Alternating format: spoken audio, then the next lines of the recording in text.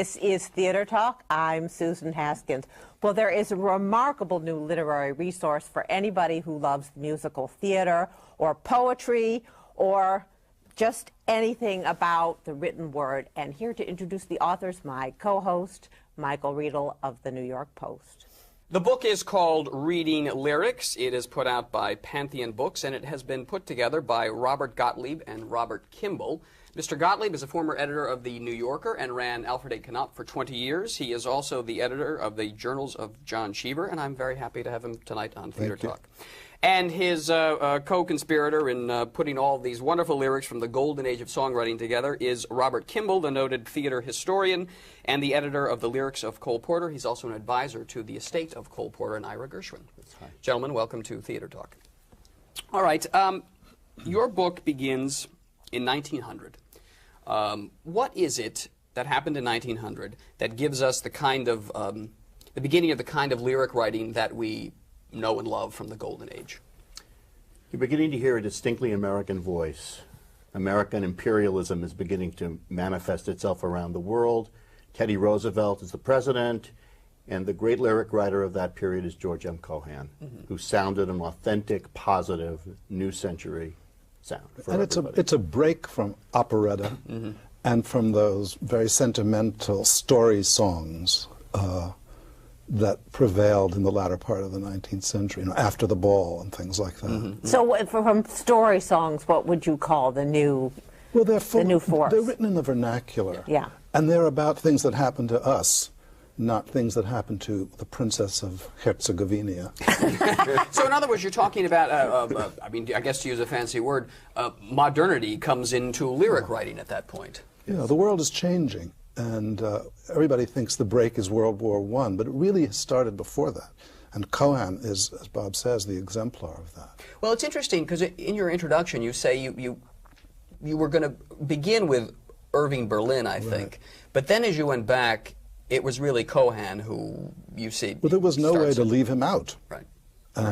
Because they're so good, and B, they really do represent this break. And did Cohan come from the immigrant tradition rather than a classical? He was not trained as a classical musician. He was a vaudevillian. No, he came from his family act. He came from his family act, and so you're beginning to see this immigrant strain coming into the songwriting. And that's the Irish immigrant strain. Irish immigrant strain. And then you get in Berlin, of course, the Jewish-Russian immigrant strain. And was that the strongest strain, really, the Jewish? Wouldn't you say so? Well, I think so. Also, the German, Gus Kahn, for example, was a very important lyricist. And the composers like Richard Rodgers and Jerome Kern came from the German side. But Berlin, Gershwin, Arlen. Harburg. Harburg, But all Gilbert. of them Jewish. Yes. All of those. Only Cole Porter, really, and Johnny Mercer. Yeah. Really were Well, that's Jewish in those. Interesting point. I mean, why is it that there is the great influence of the immigrant Jews over songwriting and the musical theater, and indeed the musicals of Hollywood? The cantorial tradition, these kids grew up with fathers or grandfathers or uncles who were cantors. They were introduced to song in a very strong way when they were very young. I mean, Berlin, Arlen, Kurt Weill, for example, their fathers were all cantors. And Al Jolson. Yes. There was a tradition in European Jewish families of music being essential and central to the family, so that these people were musical by definition. Then when they got here, it was something they could do, the way other earlier or later immigrants had specialities that they could parlay into successful lives.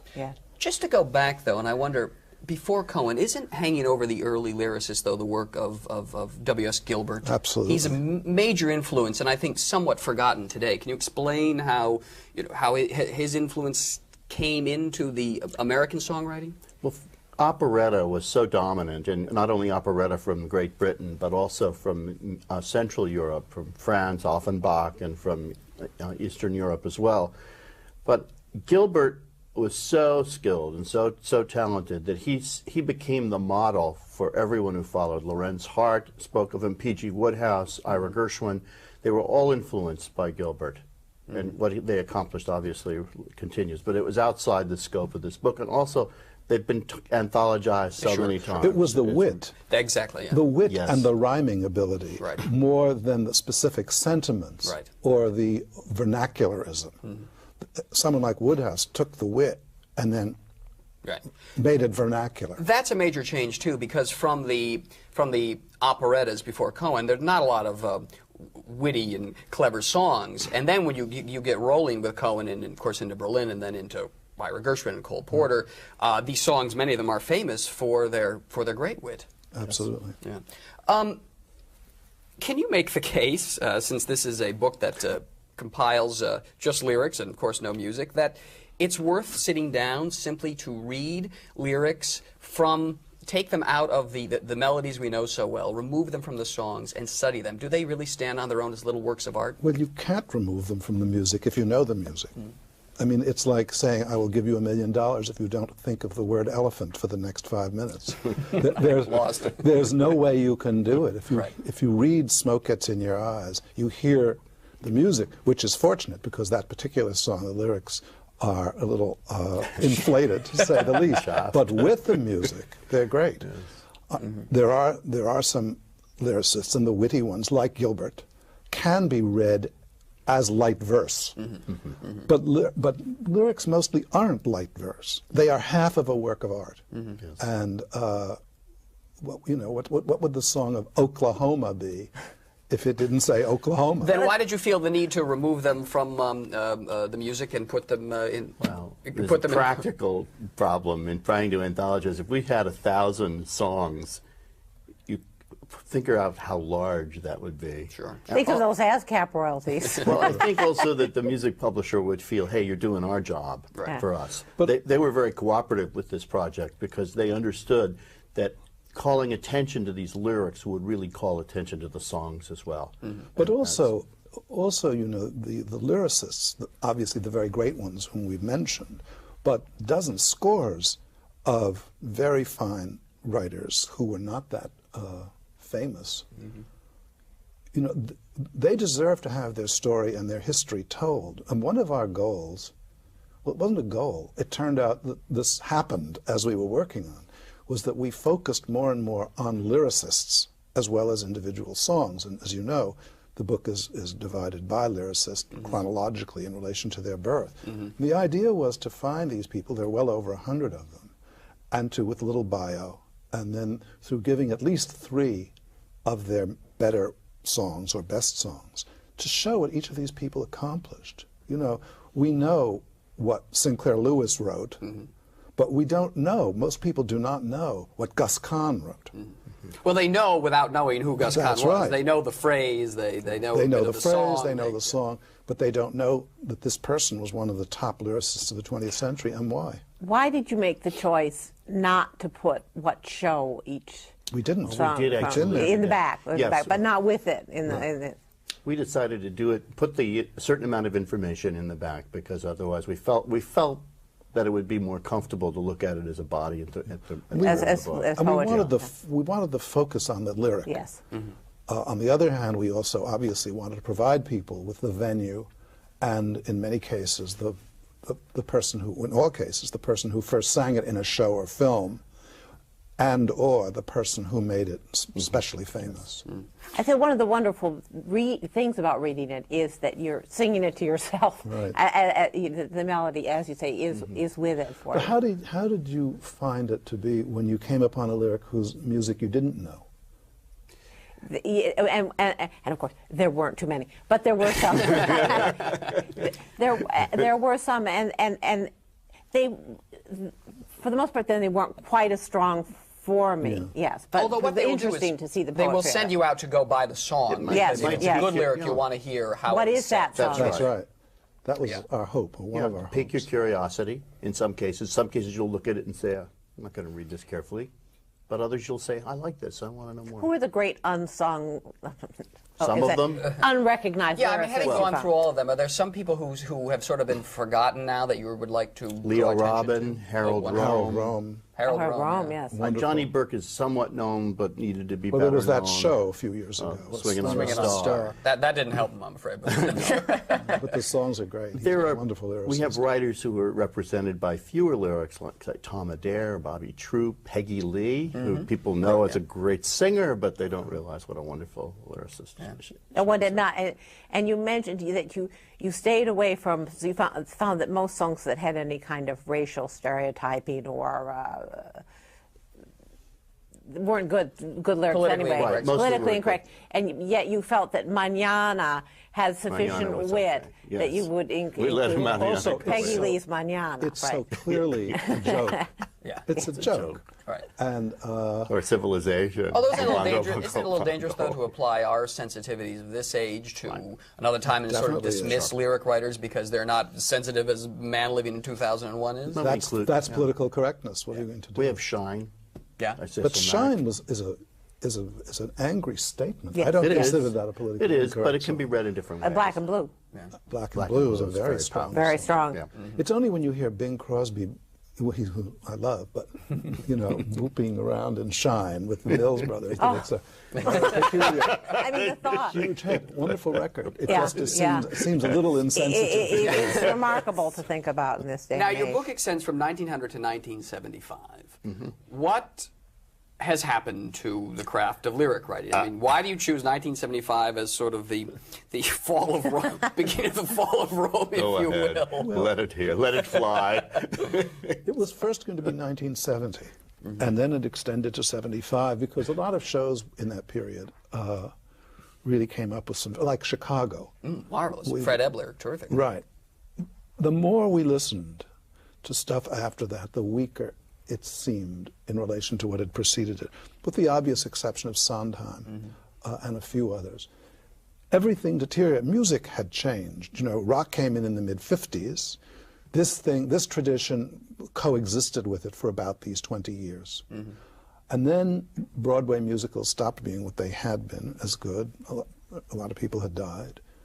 And through rock, it became performance rather than melody or lyric that dominated. Wonderful work was being done in other fields with people like Bob Dylan or many of his contemporaries, but they didn't fall into this category of popular music, whatever we want I'd to like call to it. add something to that.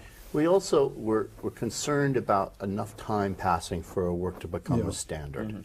And we didn't really know how long that is. Everybody contributes to that process. We all, by responding to a particular song, we keep it alive. It endures through performance. And we felt we needed to stop somewhere because we didn't have enough perspective on the recent material. I mean, I think there's a lot more of it that's going to emerge at some point. But it needs to have time. It also needs to have additional performers performing it. So much of it is done by the artist who wrote it today in song. And that may not be enough to assure its future.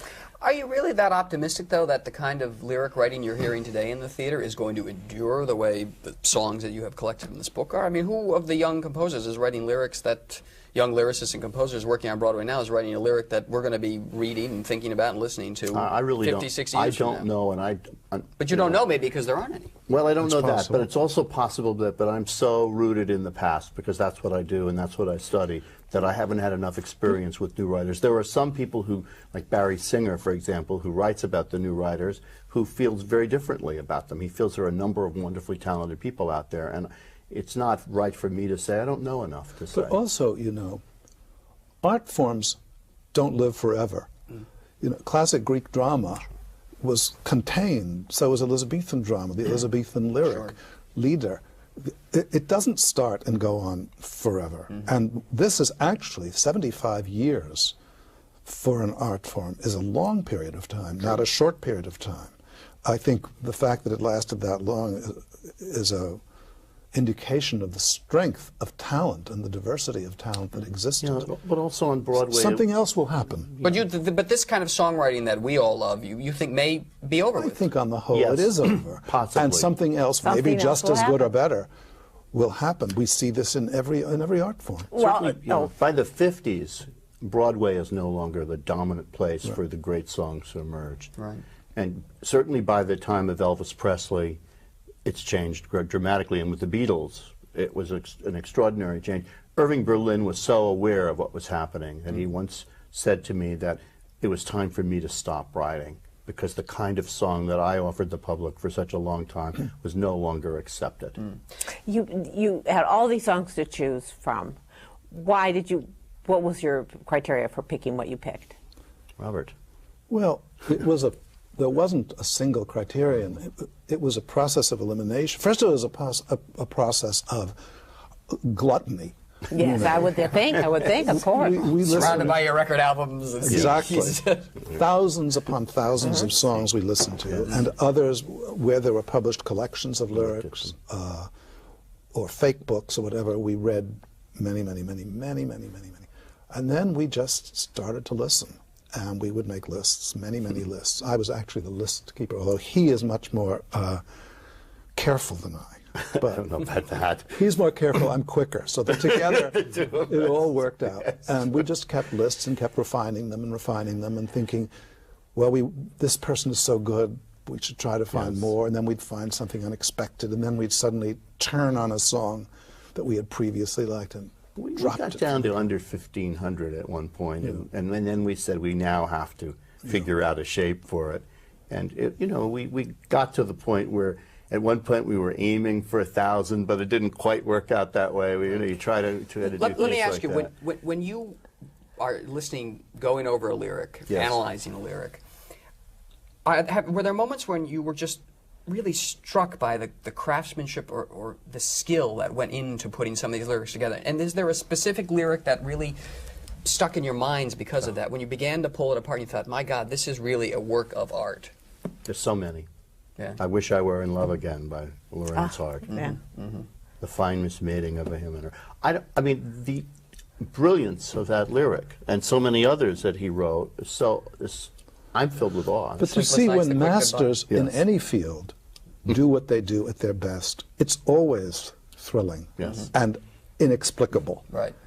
That is genius, and a word I don't like to throw around. But what's interesting in lyric writing is that it seems to me these lyrics, we're so familiar with them, we're so comfortable with so many of them, and I guess the goal of lyric writing is that it's natural. It just comes tripping off your tongue, but the blood and the sweat and the tears that must go into getting it simple and pure is enormous on the part of these Sometimes writers. yes, sometimes no. Yeah. Sometimes it just comes out. According to certain accounts of certain songs, somebody walks into the dining room and comes out with a complete lyric. But also, I mean, Cole Porter, who did both, said it was much harder to write a lyric than to come up with a tune. Once you have the musical skill and the training to write music, when you sit down, and he wrote his lyrics and music together, he said lyric writing was harder. Well, they would say of Oscar Hammerstein and Richard Rodgers that Rodgers could come up with the great melody in about 10 minutes after breakfast, and Hammerstein would be 2 days at the study trying to hammer the lyric. It's true at the Gershwins also. There is a kind of literacy, intellectualism, if you will, at work in some of these lyrics. I think, for example, of My Heart is a Hobo, where you have My Heart is a Hobo likes to quote from Omar Khayyam. Can you imagine a young lyricist today using the name Omar Khayyam? These were educated men. Yeah, but Omar Khayyam then was actually very much in a popular notion. He was not obscure then. Yeah, right. Now he's a Persian poet. But everyone knew the Rubaiyat of Omar Khayyam. That was basic knowledge for any literate person. Then maybe the problem is that we don't know Omar Khayyam anymore. That basic knowledge is way down here. So how can we expect great lyric writing when people don't seem to pay attention to words at all? Because there's now another range of reference that we may not like as much, or we may like more. But now there would be things referred to that would be common knowledge that 50 years from now nobody's going to know about. My Heart is a Hobo loves to quote from Puff Daddy. I can see it. Right, well, you look at the Full Monty, Jewel. for instance. From Jewel. Well, also, Broadway shows today, the lyric in the old days was a moment, a heightened, exciting, wonderful moment in a show with many different kinds of moments, some of them pictorial, visual, some funny. But now the lyric has to serve almost as the libretto It has to kind of advance the story in such a way so that it becomes a very different element. And it's very hard to come up with something that basically is almost prose-like to compare it to these works, which are so brief and precise about what they're saying. I don't even know if people pay attention to lyrics today. I mean, if you listen to pop music now, the lyric is almost an afterthought. And even on Broadway, often you can't even hear them because they're so over-mic'd. Yeah. Well, mic'd is over-mic'd. So it's a redundancy to say over-mic'd. Now, you know, of all these riches that you provided, the one thing I wondered is, how come they left out God Bless America? Why did we do that? Yes. Because, which is a schlocky song, and yet was such a massively important song, Irving Berlin. I think we probably felt it wasn't really a pop song. It was a kind of... An anthem. An anthem. And it is very simplex, which is not against it. We did put in White Christmas. Indeed you did. Verse and all, which nobody Indeed sings. you did, yes. We should have put in, I guess, God Bless America. But that was, I must say, in the whole book, that was the only one. You thought of. I think of some others. We've gotten a few letters from people, haven't we? We've left out. What are people upset that you've left out? Can you think of any that really stick out? John Updike wrote a letter about something. What did he have to say? Some Frankie Lane song. I believe. It wasn't That's the My Wild Desire Goose. or something. Maybe it was like That's My My Desire. or something like that. But that's we can do that. you know, that's John's boyhood, young hot adolescent. Well, but there is something interesting, maybe to be said, though. In the 50s, it seems to me, you still had great lyrics being written, but you also had the kind of cheesiness beginning to creep in lyrics. You always had read the novelty songs. You should listen to some of the #1 hits from the 30s. Which are all fake Hawaiian, you know, fake Mexican. I mean, they haven't endured, so we don't know what they are. But. Well, they've endured from Bing. Bing kept them alive. Bing had sang no more because he made these dozens of, maybe not dozens, many films for Paramount in the 30s, with mostly inferior scores. And in blackface. No, he wasn't. Bing No, he did one in blackface. Yeah, but he wasn't allowed. But those were immediately recorded, and they all became #1 hits. But nobody, they weren't, you know, Waikiki Wedding, whatever it was called. I'd like to make the case for Lazy Mary from the 1950s. Well, listen, gentlemen, it's a terrific book. Really an indispensable reference that anyone who cares about music, songwriting, lyrics should have. Reading Lyrics by Robert Gottlieb and Robert Kimball by Pantheon Books, and we're very happy that you joined us tonight on Theater Talk. Thank you very much. Thanks very much. Thank you so much.